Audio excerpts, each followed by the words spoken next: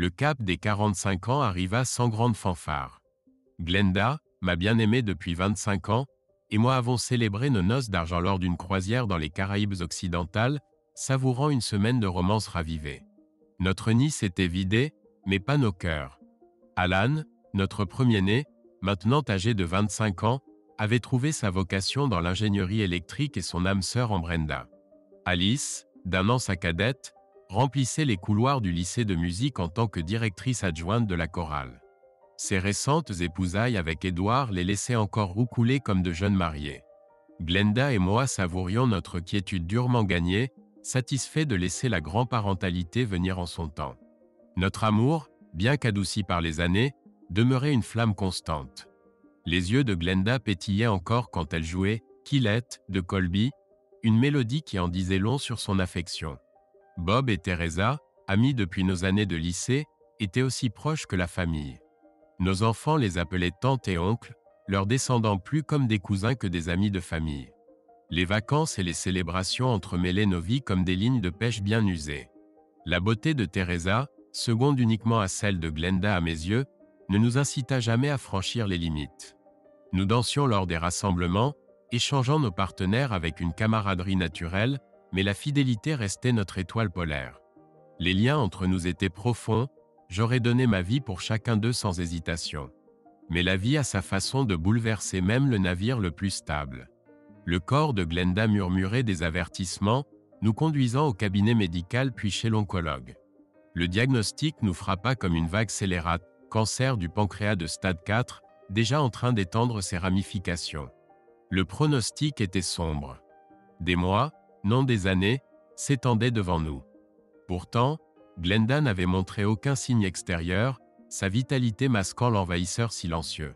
Les paroles du médecin pesaient lourd, cet ennemi furtif restait souvent indétectable jusqu'à ce qu'il soit trop tard. En quittant l'enceinte stérile de l'hôpital, le poids de la mortalité nous accablait. 6 mois.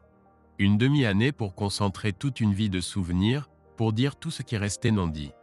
La vie parfaite que nous avions construite se trouvait maintenant en équilibre précaire, chaque jour soudainement précieux au-delà de toute mesure. Les paroles du médecin flottaient dans l'air comme une sentence. 4 mois de relative normalité, puis un déclin rapide. Nous avons annoncé la nouvelle à nos proches, la voix tremblante. Alan et Alice sont descendus à la maison, leurs conjoints à leur suite. Mais Glenda, toujours matriarche, les a chassés après quelques jours. « Vos vies ne peuvent pas s'arrêter à cause de moi », insista-t-elle, le menton obstinément relevé. Les visages de Bob et Teresa reflétaient notre propre stupéfaction. Glenda les serra contre elle, murmurant avec intensité « Ne le laissez pas sombrer quand je ne serai plus là. Assurez-vous qu'il vive. » Puis, à mon grand désarroi, elle se tourna vers moi. « Tu rencontreras quelqu'un d'autre, Hank. Tu te remarieras même. Promets-le-moi. » Les mots restèrent coincés dans ma gorge. Le regard de Glenda transperçait le mien, exigeant une réponse que je ne pouvais donner. Le travail devint le refuge de Glenda. « Cela me garde saine d'esprit, » disait-elle, balayant mes protestations d'un geste. Mais dans l'intimité, une passion s'enflamma. Notre chambre devint un terrain d'exploration, Glenda menant la danse avec une ardeur que je ne lui connaissais pas. « Es-tu certaine ?» demandai-je, remarquant la grimace qu'elle tentait de dissimuler. Plus que jamais, murmurait-elle en m'attirant contre elle. 2 mois plus tard, l'épuisement creusait des sillons sur son visage. Pourtant, ses yeux brillaient de détermination. « Hank, murmura-t-elle un soir, apprécies-tu ces moments ?» Je pris son visage entre mes mains avec tendresse. « Chaque instant avec toi est précieux. » Elle hocha la tête, satisfaite. « Bien. Je veux te laisser une vie entière de souvenirs. Je suis là pour tout ce dont tu as besoin, promis-je. » Les doigts de Glenda tracèrent le contour de ma mâchoire. « Il y a quelque chose dont je voudrais discuter. » Je me préparais mentalement. « De quoi s'agit-il, mon amour ?» Elle prit une profonde inspiration. « Tu sais que tu es mon âme sœur, Hank. Mon parfait complément. Mais il y a un dernier cadeau que je souhaite t'offrir. » Les yeux de Glenda brillaient d'un mélange de désir et de désespoir tandis qu'elle parlait. Nos moments d'intimité sont devenus plus fréquents, plus intenses. Je veux que tu sois comblée quand je ne serai plus là. Je la serrai contre moi, respirant son parfum familier. Chaque moment avec toi est un trésor, ma chérie. Je ne pourrais rien demander de plus. Elle dessina des motifs sur ma poitrine, son contact électrisant. Ce n'est pas par devoir, Hank. C'est un désir ardent. Comme si j'extrayais chaque dernière goutte de vie. Une pause. Mais il y a autre chose. Mon estomac se noua. De quoi s'agit-il? Glenda prit une respiration tremblante. Tu te souviens quand tu m'as parlé de tes relations passées? Je n'ai connu que toi, et j'en suis reconnaissante. Mais maintenant, sa voix devint un murmure. Je voudrais connaître un autre homme. Juste une fois, avant qu'il ne soit trop tard. La pièce sembla tourner. Le sang battait à mes tempes. Glenda, tu ne peux pas vouloir. Un week-end, insista-t-elle. Pour satisfaire ce besoin. Puis plus jamais, je cherchais mes mots, mon monde s'écroulant. Qui? Réussis-je enfin à articuler? Elle évita mon regard. Bob, ce nom me frappa comme un coup physique. Mon plus vieil ami. Vous en avez discuté? Avec Bob et Teresa, Glenda acquiesça, son visage un masque de culpabilité et de détermination. Ils comprennent ma situation. 30 ans d'amitié. Mon mariage. Tout ne tenait qu'à un fil. Je t'en prie, Hank, la voix de Glenda se brisa. J'en ai besoin. Je ne peux pas expliquer pourquoi, mais c'est ainsi. Je fixais mon épouse, cette femme que j'avais aimée pendant des décennies, désormais une étrangère me demandant l'impossible. Je serrais la mâchoire, luttant pour assimiler les paroles de Glenda. 30 ans d'amitié et de mariage étaient en jeu. Nous sommes tous deux parrains de leurs enfants, dit doucement Glenda, les yeux suppliants. Cela ne doit pas tout détruire. Mes mains tremblaient tandis que je me versais un verre généreux. Et Teresa? Que pense-t-elle de cet arrangement? La voix de Glenda vacilla. Elle a proposé de passer le week-end avec toi. Elle a dit que tu remarquerais à peine mon absence. Le whisky me brûla la gorge tandis que je le buvais d'un trait. Alors nous sommes censés échanger nos partenaires comme dans une danse mondaine dérangée? Ce n'est pas une trahison si tout le monde est d'accord, insista Glenda, cherchant ma main. Je me dérobais. Si tu m'aimes, murmura-t-elle, tu m'accorderas cette dernière requête. Ces mots me frappèrent comme un coup physique. Je claquai le verre sur la table, le liquide ambré éclaboussant la surface. N'ose pas utiliser cela contre moi. 30 ans, et tu doutes de mon amour? Le visage de Glenda se décomposa. Tu m'as toujours tout donné, Hank. Les voyages, les voitures, les vêtements. Pour nous. Tonnais-je. C'était toujours pour nous, bon sang. Elle tressaillit mais poursuivit. Après mon départ, tu seras avec d'autres femmes. C'est ma seule chance. Ta seule chance? Je ris amèrement. Une fois libéré de toi, je pourrai essayer tous les hommes que je veux, c'est ça? Les yeux de Glenda étincelèrent. J'ai mis mes besoins au second plan durant tout notre mariage. Pour une fois, ne peux-tu pas mettre ton ego de côté et me laisser vivre cela? Le silence s'étira entre nous, un gouffre creusé au fil des décennies. Dis-moi honnêtement, finis-je par dire, la voix rauque. Si tu n'étais pas malade, voudrais-tu toujours cela? Elle hésita, puis murmura, peut-être. L'aveu flotta dans l'air, lourd comme un linceul. Elle grimaça, mais continua d'insister. Laisse-moi te poser une question, Hank. Si je n'avais jamais eu ce cancer et que je t'avais demandé la permission d'être avec un autre homme, me l'aurais-tu égoïstement refusé? Bien sûr que non. Une fois divorcé, tu pourrais vivre toutes les expériences que tu voudrais avec qui tu voudrais, mais tu ne m'aurais plus jamais. Elle ignora ma menace et poursuivit, imperturbable. N'as-tu pas toujours voulu que j'aie tout? Tu m'as toujours donné plus que je ne demandais. Commencerais-tu à me refuser maintenant que je te demande d'exaucer mon dernier souhait? Glenda, j'ai cru un jour que j'étais ton tout. Merci de m'avoir montré mes erreurs et de m'avoir corrigé. Elle fondit en larmes et quitta précipitamment la pièce. En temps normal, j'aurais fait mon possible pour la réconforter, mais cette fois-ci était différente. J'espère qu'elle changera d'avis avant qu'il ne soit trop tard. Je l'ai entendu parler au téléphone avec quelqu'un, mais je ne pouvais pas distinguer la conversation. 10 minutes plus tard, j'ai entendu une voiture s'arrêter devant notre maison. Bob et Teresa ne pouvaient pas simplement passer pour une visite. C'était une embuscade. Pendant qu'elle allait les accueillir et les faire entrer, je me suis discrètement éclipsé par la porte arrière pour faire une promenade dans le quartier. J'ai laissé mon téléphone sur la table de la cuisine pour qu'il soit difficile de me joindre. J'avais beaucoup de réflexions à mener pendant ma marche. À mon retour 1 heure et demie plus tard, leur voiture était déjà partie, alors j'ai senti que leur tentative de me surprendre avait échoué. Où étais-tu passé? Je me suis tellement inquiété. Bob et Teresa sont passés nous voir et nous ne savions pas où tu étais, dit Glenda d'un ton préoccupé. Quand tu pleurais et que tu étais bouleversé tout à l'heure, j'ai senti que nous avions tous les deux besoin d'espace, alors je suis allé marcher dans le quartier. Je ne me souviens pas que Bob et Teresa aient dit qu'ils passeraient aujourd'hui. Que s'est-il passé? Elle m'a lancé un regard mécontent. Ils étaient dans le coin pour affaires et ont décidé de passer un moment. Nous nous sommes souvent rendus visite à l'improviste au fil des années, tu le sais bien. C'est dommage que tu les aies manqués. Ils voulaient vraiment te parler de notre récente conversation. Je t'assure que leur désir est absolument unilatéral. Je n'ai aucune envie de discuter de la bombe atomique que tu m'as lancée avec eux. Mais ce sont nos meilleurs amis, tes meilleurs amis. Qui de mieux pour discuter de ce qui te préoccupe? C'étaient mes meilleurs amis, mais cela s'est terminé aujourd'hui. Désormais, ce sont tes meilleurs amis. Je ne veux plus rien avoir à faire avec eux. Tu ne peux pas être sérieux, Hank. Pourquoi es-tu si obstiné à ce sujet? Je n'ai fait que te parler, rien de plus. Es-tu prêt à jeter une amitié de toute une vie sans même leur parler? Tu vaux mieux que ça. Je le sais, et Bob aussi. Je pense que tu leur as déjà parlé de notre récente conversation quand ils étaient là. Bien sûr que j'en ai parlé. À quoi t'attendais-tu? Ce sont nos meilleurs amis.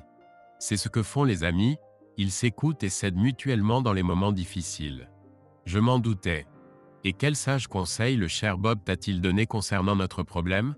Ils savent tous les deux quel genre de personne tu es, Hank.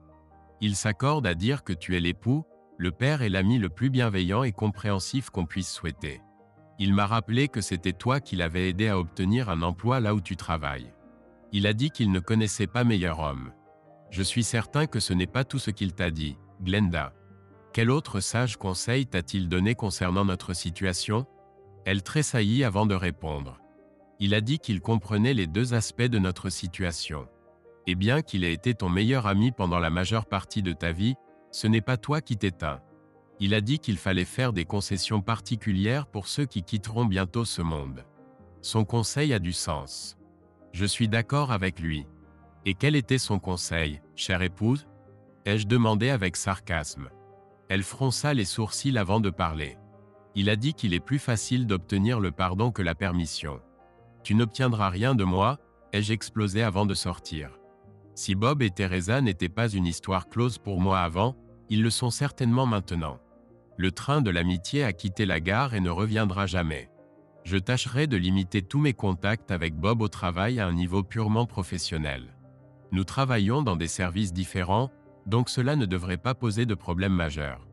Plus tard dans la soirée, Glenda a progressivement ravivé mon désir et s'en est servie pour me posséder à nouveau. Elle semblait savourer l'emprise qu'elle avait sur moi, comme si elle avait remporté une sorte de compétition. Honnêtement, je n'avais rien contre nos moments d'intimité tant qu'elle n'avait pas franchi cette ligne, et j'étais certain qu'elle ne l'avait pas encore fait. Hank, mon chéri, il y a quelque chose que je veux te dire avant que tu partes travailler. Ce soir à 21 h, je me rendrai chez Bob et Teresa. Lui et moi partirons de là-bas. Il m'a dit qu'il a essayé plusieurs fois de te parler pour dissiper tes doutes, mais tu as refusé de discuter avec lui de quoi que ce soit d'autre que le travail. Il a aussi dit que tu ne réponds pas à ses appels personnels ni à ses messages. Teresa dit que tu ne lui réponds plus non plus. Je reviendrai dimanche après-midi et j'aurai vraiment envie de te témoigner mon affection. Je te le dis maintenant parce que je veux que tu rentres directement après le travail. Bien. Mon monde s'écroulait sous mes yeux. Tout ce que je savais de ma vie d'avant changera après-demain. Elle semble déterminée à aller jusqu'au bout. Glenda, tu sais que je t'aime, mais je ne t'aime pas assez pour te pardonner une infidélité, et oui, j'appelle cela une infidélité car je ne l'approuve pas et je ne veux pas que tu le fasses. Si tu passes la nuit avec Bob ou n'importe quel homme autre que moi ce week-end, je ne serai plus là à ton retour. Je ne parlerai plus jamais à Bob ou Teresa et je ne veux plus rien avoir à faire avec nos filleuls. La trahison de vous trois est pire que vous ne pouvez l'imaginer. Si tu partages son intimité, je ne te toucherai plus jamais, dis-je tristement. Ses yeux se remplirent de larmes face à ces mots de résistance si forts, Mais Bob et Teresa l'avaient convaincu que je m'humilierais et lui pardonnerais plus tard. Il lui était impensable que je ne sois pas là pour elle quand elle quitterait ce monde. Tu es absolument certaine de qui j'aime et de qui j'ai besoin dans ma vie, toi, mais j'ai aussi besoin de cela. Je suis désolé que tu ne puisses pas considérer mes sentiments cette fois et exaucer ma dernière volonté. Elle s'approcha pour m'embrasser au revoir comme lors de nos matins habituels. Je l'évitai et partis rapidement. Je l'entendis pleurer alors que je quittais la maison. Mon seul espoir était qu'elle change d'avis avant qu'il ne soit trop tard. Je rentrais pour déjeuner, j'avais besoin de savoir. Elle avait déjà fait sa valise et l'avait cachée sous le lit. Elle contenait de la lingerie probablement nouvelle car elle ne l'avait jamais portée pour moi. C'était peut-être sa façon de nous distinguer, Bob et moi. Il était clair qu'elle avait pris sa décision. Maintenant, je devais accepter la mienne. Avant de retourner au travail, je lui envoyai un bref message. On m'a demandé de travailler tard ce soir sur un projet spécial. Désolé, je ne sais pas quand je rentrerai. Je t'en supplie, change d'avis concernant ce voyage avec lui. Puis je laissai immédiatement le téléphone ouvert sur la table de la cuisine. Je ne serai pas à la maison ce soir-là pour sa soirée d'amour planifiée. J'en étais certain. Je voulais lui donner du temps pour réfléchir et peut-être changer d'avis. Bob finit par me surprendre au travail quand ma garde était baissée un instant. « Hank, tu dois descendre de tes grands chevaux, mon pote. Pense à Glenda et pas à toi cette fois. C'est sa dernière volonté. Je ne peux pas lui refuser cela, tu ne comprends pas? Ce que je vois, c'est le traître qui était autrefois mon meilleur ami me disant qu'il va partager l'intimité de ma femme pour la rendre heureuse. Je ne peux pas vous empêcher de ruiner mon mariage, mais vous devez comprendre que vos actes auront des conséquences. Si tu touches Glenda, alors toi, Teresa et mes 3 filleuls n'existeraient plus jamais pour moi. Cela mettra fin à mon mariage et détruira notre relation. Je pense que tu seras l'amant de Glenda à partir de ce moment car je ne la toucherai plus jamais après que tu auras partagé son intimité. Hank, ça ne te ressemble pas. Tu vaux mieux que ça pour dire de telles choses. Tu ne penses pas un mot de ce que tu dis. Tu as oublié que je te connais mieux que tu ne te connais toi-même. Je me moque de ce que tu penses savoir. Je pensais chaque mot. Maintenant, sors de mon bureau ou veux-tu expliquer à ton patron pourquoi tu perds mon temps? Bob connaissait mon humeur et savait qu'il était inutile d'essayer de raisonner avec moi dans mon état actuel. Il devait me laisser me calmer. Bob espérait que les tendres attentions de Glenda ce soir-là adouciraient la situation entre nous et mèneraient à une meilleure issue. J'étais furieux et tremblais presque de colère. Aucun mot ne pouvait me faire changer d'avis. Il est évident que Bob et Teresa accordent plus de valeur à l'amitié de Glenda qu'à la mienne. Je suis généralement une personne très accommodante, mais certaines limites ne devraient pas être franchies. J'ai quitté le travail 5 minutes plus tôt pour que Bob ne me rattrape pas. Je suis allé directement à la salle de sport. J'ai un abonnement que j'utilise à peine. J'ai décidé de l'utiliser aujourd'hui. Je ne voulais pas être trop fatigué le lendemain, mais je voulais évacuer ma colère sur les machines. Pendant que je faisais machinalement les exercices, j'ai été submergé par toute une gamme d'émotions. Une profonde perte, de la rage, de l'impuissance et encore de la perte.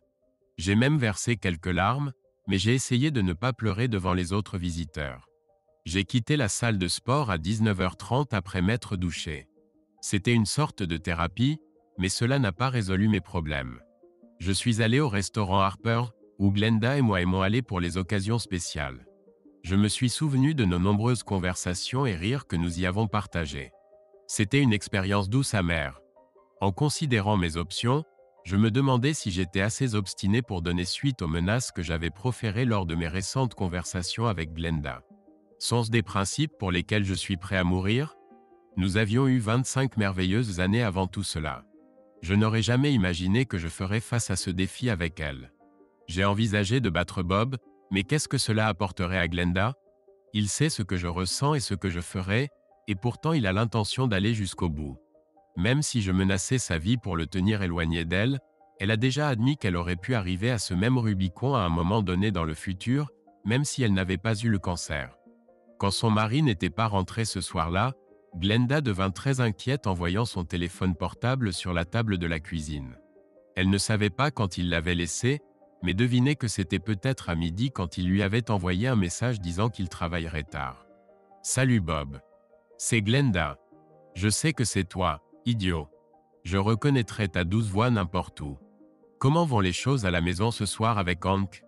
J'espère que c'est calme, demanda Bob. C'est exactement pour ça que j'appelle. Saurais-tu pourquoi Hank travaillerait tard aujourd'hui? Il m'a envoyé un message à midi disant qu'il travaillerait tard dans la nuit sur un projet spécial. Je ne comprends pas de quoi Hank parle. Moi-même, j'ai quitté le travail un peu plus tard aujourd'hui pour finir certaines choses, et le parking était vide. La voiture de Hank n'était plus là quand je suis parti. Même si nous ne travaillons pas dans le même service, je serais au courant s'il y avait des projets spéciaux ou des heures supplémentaires. As-tu essayé de l'appeler? C'est justement le problème, Bob. J'ai essayé dès que je suis rentré pour savoir quand il rentrerait, mais son fichu portable sonnait sur la table de la cuisine, donc je ne peux pas le joindre sans son téléphone à moins que, comme tu dis, il ne soit pas au travail. Ne m'avais-tu pas dit que vous deviez partager une soirée particulièrement intime? Exactement. Je le lui ai bien fait comprendre ce matin, donc la seule conclusion possible est qu'il m'évite. Que devrais-je faire, Bob? Glenda, je connais Hank. Il joue simplement comme un enfant, essayant de saboter vos projets. S'il décide délibérément de manquer cette soirée d'intimité avec toi, alors c'est un imbécile. Il ne réalise pas la chance qu'il a de t'avoir. Après ta disparition, il regrettera chaque instant qu'il aurait pu passer dans tes bras aimants. Hank est un homme bien, mon meilleur ami au monde, mais parfois même les bonnes personnes font des choses stupides. Tu sais ce que tu veux. Tu sais que tu le mérites, et il essaie de gâcher ta fête. Écoute, ma chérie, si tu veux annuler, je comprends. Non, Bob, je ne veux même pas en parler. Bon sang, j'ai déjà trop souffert de sa part pour annuler à la dernière minute. Tu as raison, Bob. S'il rate cette soirée, c'est sa perte. Cela me permettra de conserver plus d'énergie pour passer du temps avec toi ce week-end. Tu n'as pas idée comme j'ai hâte. Je ne pourrai jamais assez vous remercier, toi et Teresa. Voilà l'attitude qu'il faut, Glenda. J'espère que Hank retrouvera ses esprits et passera un moment magique avec toi. Merci, Bob. Je me sens beaucoup mieux.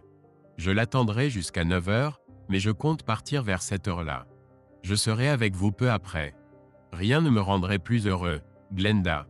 Je promets de faire de mon mieux ce week-end. J'espère que ce sera l'expérience que tu recherches. J'en suis certaine. À bientôt, Bob. Au revoir. Alors que je méditais au restaurant, j'ai considéré toutes mes options. J'en suis venu à la conclusion que si elle partait avec Bob, je ne la toucherai plus jamais. Elle transgresse délibérément ses vœux de mariage. Personne ne la séduit ni ne la trompe. C'est une décision consciente qu'elle prend en pleine possession de ses moyens. De plus, c'est une triple trahison. En plus de perdre mon épouse, je perds simultanément deux de mes meilleurs amis. Ils sont tous deux complices de la trahison de Glenda. Je n'aurais jamais fait à Bob ce qu'il me fait, à moi et à mon mariage, même si Teresa m'y avait exhorté, si les circonstances avaient été inversées. Ces trois personnes n'existent plus pour moi. Le divorce. J'aurais pu officiellement déposer une demande de divorce pour faire une déclaration, mais cela aurait été une procédure extrêmement coûteuse car elle serait décédée avant qu'un jugement ne puisse être rendu. Cela ne sert à rien de gaspiller de l'argent. L'argent. Je n'aurais jamais pensé qu'elle me trahirait avant cela. Maintenant que je ne peux plus lui faire confiance, je dois prendre des mesures pour protéger mes finances. Qui sait ce qu'elle fera ensuite? Je suis rentré à 21h30 ce soir-là. Elle n'était pas là. Elle devait être avec Bob. Je ne me suis jamais senti plus triste et plus seul de ma vie. La douleur de la perte était insupportable, mais mes plans devaient être exécutés. J'ai trouvé une enveloppe scellée sur la table de la cuisine avec mon nom dessus. C'était sur le téléphone de Glenda. Apparemment, elle ne voulait pas être dérangée ce week-end. J'étais d'accord avec cela. J'ai décidé de ne pas toucher l'enveloppe et les laisser cacheter. Lorsque j'ai vérifié mes messages sur mon téléphone, j'ai vu qu'elle m'avait appelé et envoyé des messages plus tôt, inquiète de mon absence. Elle jurait qu'elle se rattraperait à son retour, répétant qu'elle en avait besoin, jurant qu'elle m'aimait moi et moi seul. De telles paroles sont restées sans réponse. Je les ai tous supprimées. La première chose que j'ai faite a été de déménager tous mes vêtements et effets personnels de la chambre principale à la chambre d'amis. Je me suis assuré de ne laisser aucune trace de ma présence dans cette chambre. J'ai ensuite trouvé notre album de mariage et découpé mes images de toutes les photos, effaçant toute trace de ma présence. Après cela, j'ai rassemblé l'album et l'ai laissé sur son lit, le lit qui était autrefois le nôtre. J'ai appelé mon frère et lui ai demandé si je pouvais passer quelques nuits avec sa famille. Il a une chambre libre au sous-sol et m'a instantanément invité à rester aussi longtemps que je le souhaitais. J'ai pris un Ambien de Glenda pour m'aider à dormir. Les médicaments peuvent parfois faire des merveilles. J'ai été réveillé par la sonnette à 9h15. J'ai enfilé ma robe de chambre et me suis dirigé vers la porte d'entrée. « Que fais-tu ici, Teresa ?» Je pensais avoir tout expliqué clairement à Bob hier. « Bonjour, Hank. Je pourrais utiliser notre clé, tu sais, » répondit Teresa. « Nous avons des doubles des clés de nos maisons respectives depuis longtemps. Puis-je entrer ?» Elle a raison. Je l'avais oublié. J'aurais voulu changer les serrures, mais j'ai réalisé que Glenda leur donnerait simplement une nouvelle clé, alors j'ai abandonné cette idée. Tout ce que vous avez à dire, vous pouvez le dire ici même. Vous n'avez toujours pas répondu à ma question. Que faites-vous ici? Eh bien, si quelqu'un répondait à ces appels, je n'aurais pas à venir jusqu'ici pour vous voir, dit-elle. Pour la troisième et dernière fois, Teresa, pourquoi êtes-vous ici? Je suis ici pour vous, Hank, pour 2 raisons. Premièrement, je veux savoir comment vous vous sentez. Glenda m'a dit que vous êtes contrarié par notre arrangement, alors je suis ici pour vous aider à y faire face. Après tout, vous êtes l'un de mes 2 meilleurs amis au monde. M'aider à faire face, hein? Comment comptez-vous m'aider, Teresa? Peu importe, Hank. Je suis là pour vous, quelle que soit la manière dont vous avez besoin de moi. Si vous avez besoin d'une amie pour parler, c'est moi. Si vous avez besoin d'une gouvernante ou d'une cuisinière, c'est moi aussi. Si vous avez besoin d'une compagne intime pour apaiser votre peine et votre souffrance, c'est également moi. Nous avons convenu tous les 3 que vous pourriez être avec moi, tout comme ils étaient ensemble ce week-end. Manifestement, vous vous êtes mis d'accord sur beaucoup de choses auxquelles je m'oppose fermement. Maintenant, si cela ne vous dérange pas, j'ai beaucoup à faire aujourd'hui. Vous venez à un moment très inopportun. Veuillez partir maintenant et ne plus revenir. Si vous utilisez cette clé que je ne veux plus que vous ayez, j'appellerai la police pour signaler une intrusion. Je vous souhaite une bonne vie, Teresa, dis-je en lui claquant la porte au nez. Je l'ai observée depuis la fenêtre alors qu'elle se dirigeait vers sa voiture. Elle pleurait en parlant au téléphone avec quelqu'un, probablement Bob. Je ne comprenais pas ce qui la faisait pleurer. Peut-être que lui ou Glenda voulaient connaître mon état émotionnel. J'ai essayé d'en dire le moins possible à Teresa, tout en lui faisant comprendre clairement à quel point j'étais mécontent de la situation. Elle est restée assise sur le siège avant de sa voiture pendant environ 5 minutes, observant la maison, comme si elle n'était pas sûre que me laisser ainsi était la bonne décision. Finalement, elle est partie. Après mon petit déjeuner de céréales, je suis allé dans une grande surface et j'ai acheté 2 serrures identiques pour les portes extérieures. J'en ai installé une sur la porte de la chambre d'amis et l'autre sur la porte de la salle de bain du couloir. Comme j'étais le seul à avoir les clés, je me sentais à l'aise d'espérer avoir de l'intimité. J'ai ensuite changé de forfait téléphonique pour que Glenda n'y ait plus accès. Après cela, j'ai transféré mon téléphone vers un nouveau forfait et payé des frais supplémentaires pour changer de numéro. Personne ne peut me contacter à moins que je ne leur donne mon nouveau numéro. Dans un dernier geste symbolique, j'ai retiré mon alliance et l'ai maintenue dans un étau dans l'atelier. Elle ne pourrait plus être portée sans l'intervention minutieuse d'un bijoutier. J'ai laissé ce symbole sur le téléphone de Glenda sur la table de la cuisine.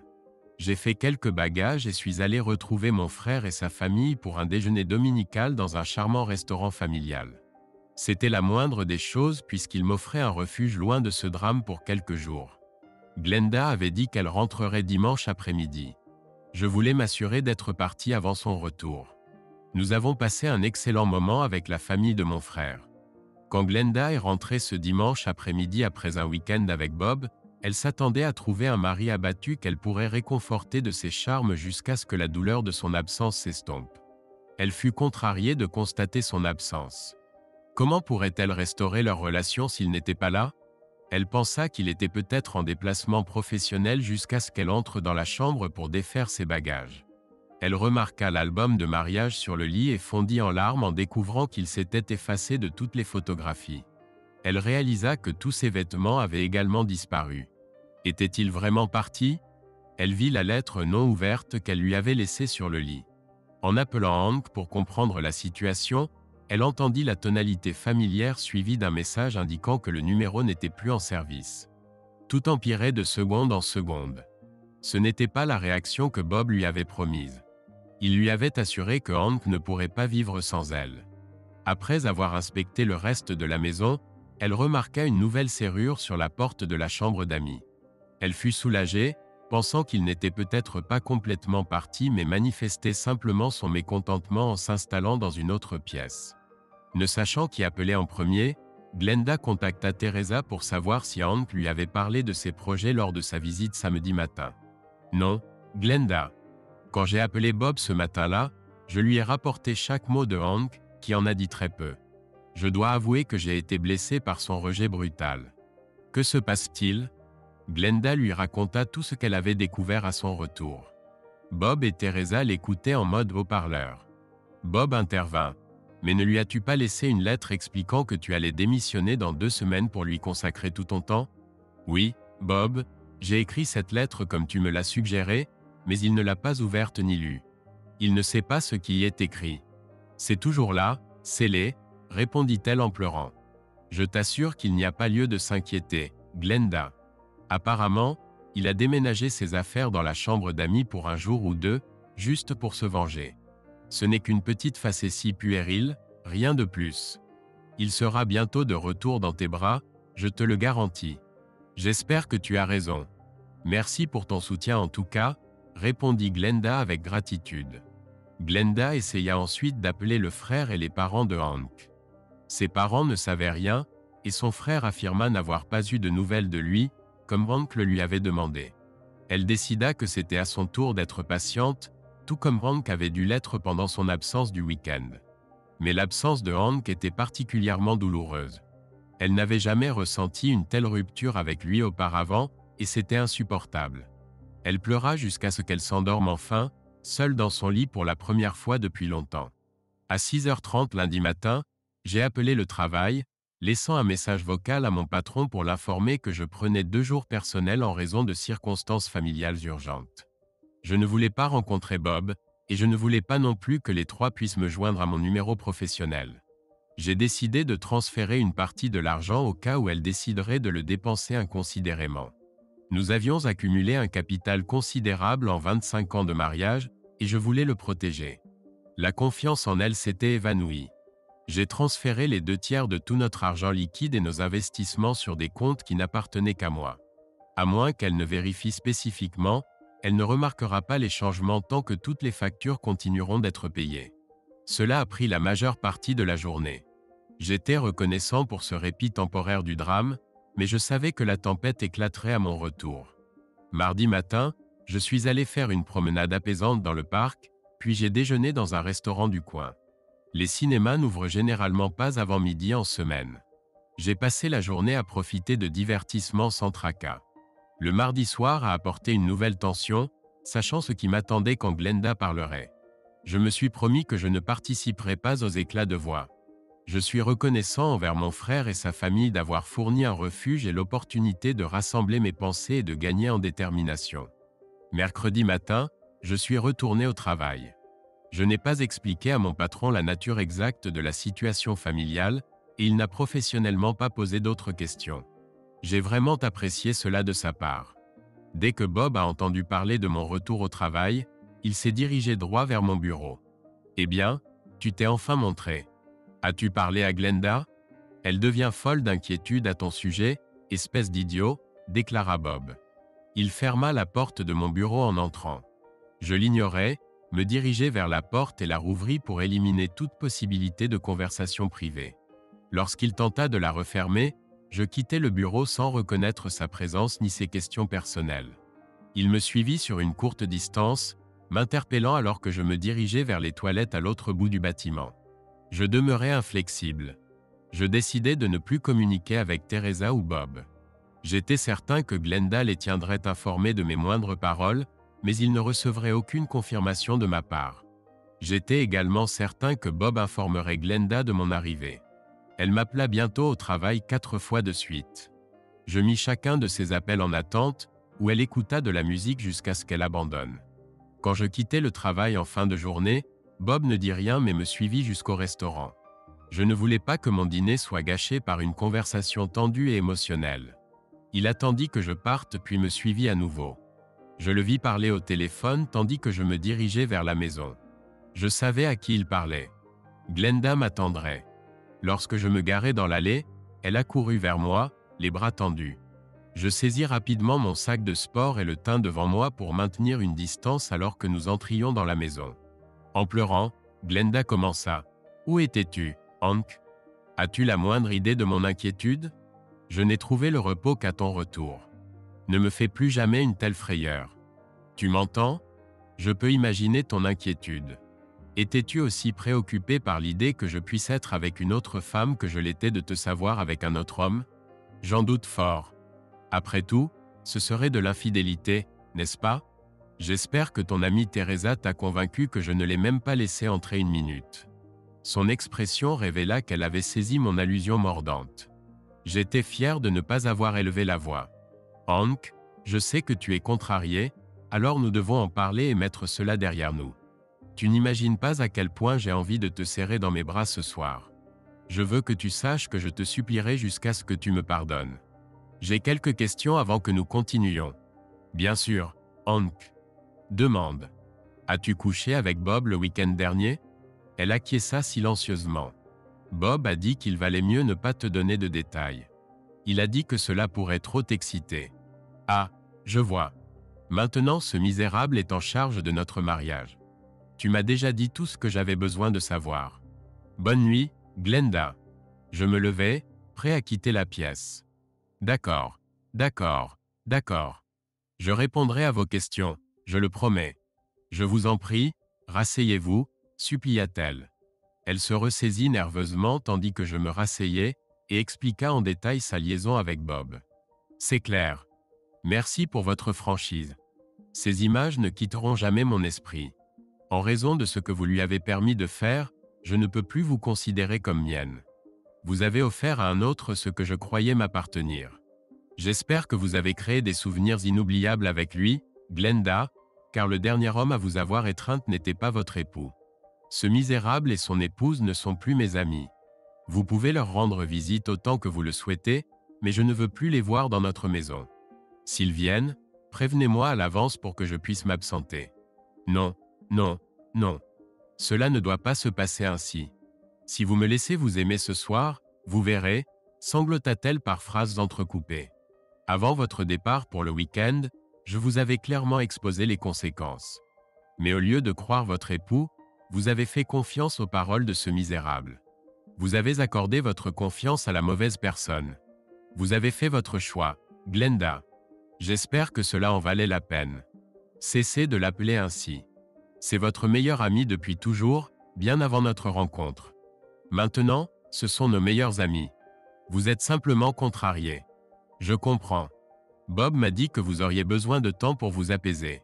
Il a raison sur ce point. Je pense que je me calmerai dans environ, disons 6 mois. Ses yeux s'écarquillèrent. 6 mois? Mais je serai parti dans 6 mois, Hank. Vous ne pouvez pas être sérieux. Nous devons surmonter cela maintenant. Laissez-moi vous aider à traverser cette épreuve. Je suis navré, Glenda. Je ne souhaite pas être indisposé après le dîner. Les nausées volontaires ne font pas partie de mes projets. Me quittez-vous, Hank? Est-ce la fin pour nous? Demanda-t-elle d'une voix faible et aiguë. J'ai longuement réfléchi pendant que vous étiez avec un autre homme le week-end dernier. Comme vous le savez, je ne suis pas homme à rompre mes vœux, bien que vous ayez admis avoir rompu les vôtres. Je resterai fidèle à mes engagements jusqu'à mon dernier souffle. Je ne vous trahirai pas comme vous l'avez fait. Je continuerai à vivre dans cette maison avec vous, mais dans des chambres séparées. Je paierai toutes nos factures et accomplirai les tâches ménagères habituelles. Je ne pars pas. Je ne vous abandonnerai pas. Dans la maladie comme dans la santé, souvenez-vous. Mais mes vœux ne m'obligent pas à partager votre intimité ni à vous embrasser de nouveau. Tout ce que je demande, c'est que tu n'invites plus jamais cette personne méprisable et son épouse chez nous. S'ils viennent, préviens-moi à l'avance pour que je puisse m'absenter pendant leur présence. Qu'ai-je fait? J'ai tout détruit entre nous. Non, Hank. Si ce que tu dis est vrai, cela n'en valait pas la peine. 1000 week-ends avec lui ou n'importe qui d'autre n'en valent pas la peine. Mon seul espoir est que tu trouveras dans ton cœur la force de me pardonner avant qu'il ne soit trop tard. Je suis désolé, Hank. Je suis désolé pour ce que j'ai fait à notre couple. Le cœur n'écoute pas toujours ce que dicte la raison. Une dernière requête, Glenda. Puisque tu ne partageras plus mon intimité, si tu décides d'avoir des relations avec cette personne ou quiconque d'autre, je t'en prie, pas sous notre toit. Rencontre tes amants ailleurs, mais ne les amène pas ici. Tu peux le faire. Je ne te questionnerai jamais sur ta vie personnelle. Son visage s'empourpra d'indignation. Écoute-moi attentivement. C'était un événement isolé. Tu comprends? Cela ne se reproduira jamais. Je veux que tu sois le dernier homme avec qui j'ai partagé mon intimité. Je jure sur tout ce qui m'est sacré que je ne serai plus jamais intime qu'avec toi. Je t'ai entendu prononcer le même serment lors de notre mariage. Pardonne-moi si je doute de tes paroles maintenant. Elle éclata en sanglots incontrôlables. Je montai dans ma chambre, fermai la porte à clé, la laissant pleurer sur notre intimité perdue dans le salon. Le lendemain matin, je partis travailler en l'évitant. En milieu de matinée, cet individu fit irruption dans mon bureau. Je ne partirai pas, Hank, tant que tu ne m'auras pas parlé. Ce que tu fais à cette femme merveilleuse est impardonnable. Je te parlerai aussi longtemps qu'il le faudra pour te faire changer d'avis, dit Bob. Je saisis le téléphone et appelai mon patron. Bonjour, Denny. J'ai un problème. J'espère que vous pourrez m'aider. Bob est dans mon bureau, essayant de me distraire de mon travail avec des questions personnelles. Il m'empêche d'accomplir mes tâches. Pouvez-vous faire quelque chose pour l'empêcher de me harceler? Je ne veux plus rien avoir à faire avec lui. Merci, Denny. J'apprécie. Tu es sérieux? Tu ne peux pas me parler en tête-à-tête, alors tu appelles des renforts? Quelque chose comme ça, répondis-je avec indifférence lorsque mon téléphone de bureau sonna. Oui, monsieur, je vais lui transmettre. C'est pour toi, dis-je avec détachement en tendant le combiné à Bob. Allô? Oui, monsieur. C'est exact, mais, compris, monsieur. Cela ne se reproduira plus. Vaincu, il me rendit le téléphone. Ce n'est pas fini, Hank. Je ne mettrai plus mon emploi en danger en t'approchant ici. Mais ce n'est pas terminé. Nous avons trop d'histoires pour que cela se termine ainsi. Je continuai à regarder les papiers sur mon bureau, ignorant sa tirade, jusqu'à ce qu'il tourne les talons et quitte le bureau. J'étais content que cela se produise. Désormais, il sera tenu en laisse. Il savait que je signalerais tout nouveau harcèlement au travail, et il avait autant besoin de cet espace que moi. C'était ma consolation. S'il me contacte en dehors du travail, je m'en occuperai le moment venu. Le temps joue en ma faveur. Les médecins disent qu'il ne reste à Glenda que 2 bons mois avant que son état ne commence à se dégrader.